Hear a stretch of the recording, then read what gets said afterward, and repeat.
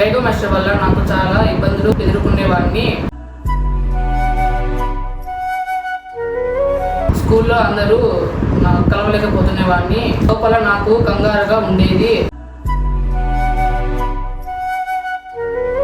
చొక్కా వేసుకున్న ఛాతీ భాగంలో నాకు ఎక్కువ కనిపించేది. చాలా డాక్టర్ను అడిగాను. నాకు నమ్మకం కలిగింది డాక్టర్ శిరీష రాజేష్ గారి ఇచ్చిన తర్వాతే. ఎస్ఆర్ ఆకృతి